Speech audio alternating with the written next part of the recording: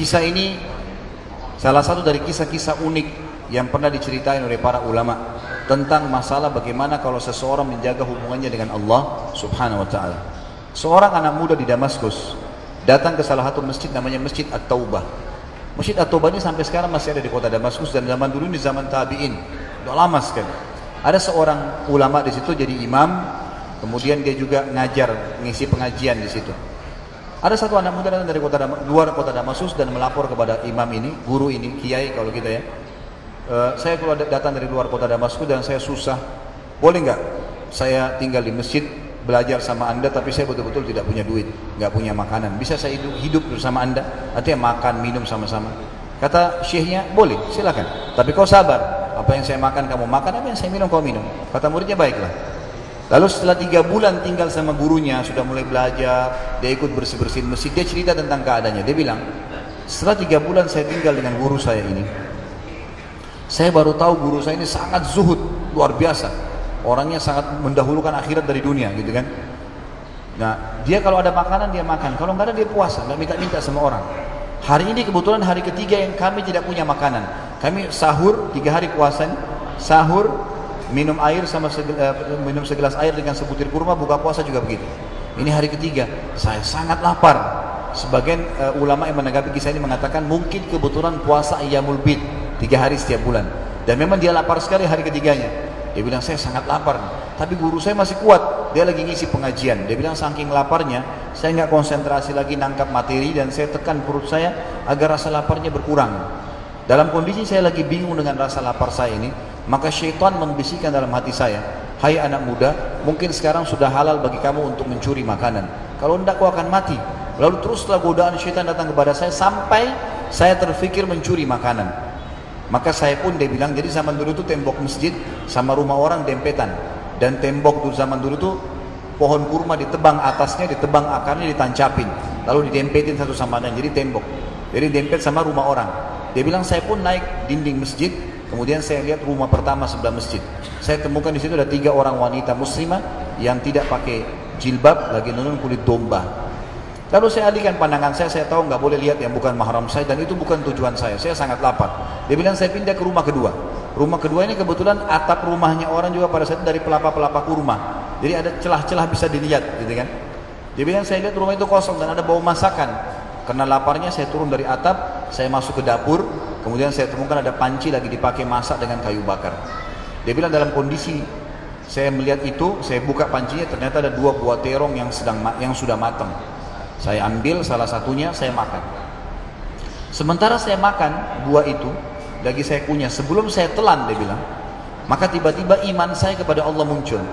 Dia bilang, saya tiba-tiba berpikir, subhanallah, syaitan maha suci Allah, syaitan berhasil membuat saya melakukan 3 dosa sekaligus.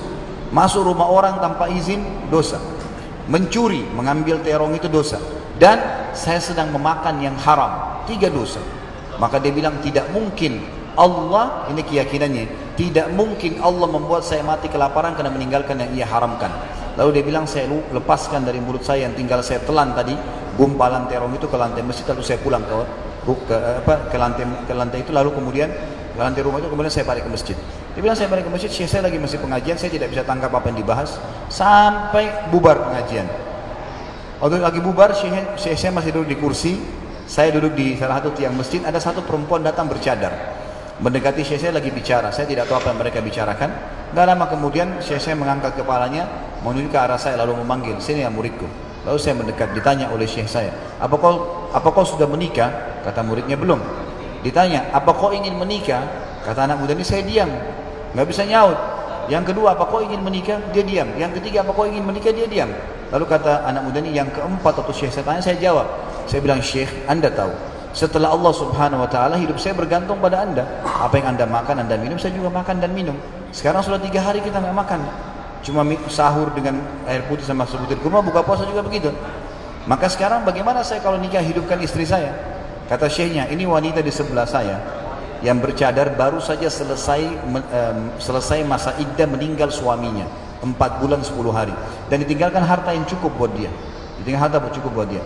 Dia takut, khawatir karena masih muda, fitnah. Dia ingin saya carikan jodoh. Saya anggap kamu cocok. Kamu mau? Dia bilang iya.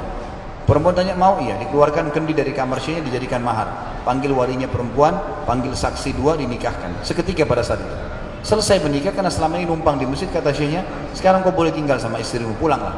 Lalu dia pun bilang, saya pulang sama istri saya. Ini seketika terjadi kisahnya, dalam hitungan menit saja. Kemudian dia bilang, saya keluar dari masjid, lewatin rumah pertama yang saya manjat tadi, dia lewatin. Rumah kedua yang saya masuk mencuri, istri saya berhenti. Buka pintunya sambil berkata, masuklah suamiku, ini rumah kita. Rumah yang tadi dia mencuri. Ini kisah nyata. Dia bilang, waktu saya duduk di ruang tamu, kemudian istri saya bilang, wahai suamiku, tadi saya dengar kamu sudah 3 hari nggak makan, lapar nggak? Iya lapar. Istrinya masuk ke dapur, ditemukan apa? Terong. Panci yang terbuka, terong yang sudah digigit. Spontan perempuannya bilang, siapa yang makan terong saya? Kaget dia. Maka yang terjadi, teman-teman sekalian, laki-laki ini bilang, istriku kesinilah. Demi Allah begini ceritanya. Ceritain dari awal kronologisnya, saya lapar, saya naik, saya turun, dan seterusnya. Dan demi Allah, waktu saya lagi kunyah terongmu, saya tiba-tiba teringat kepada Allah dan takut padanya karena 3 dosa saya lakukan.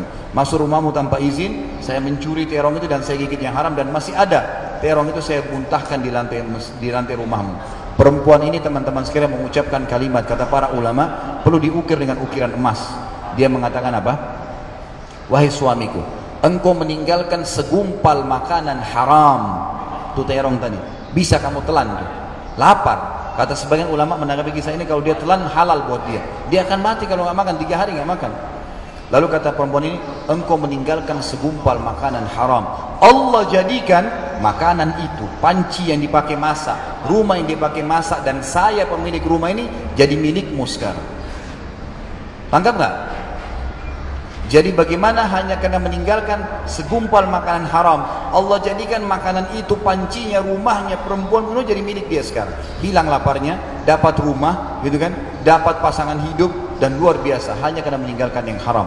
Sabda Nabi SAW, man taraka syai'an lillah abdalahu khairan min.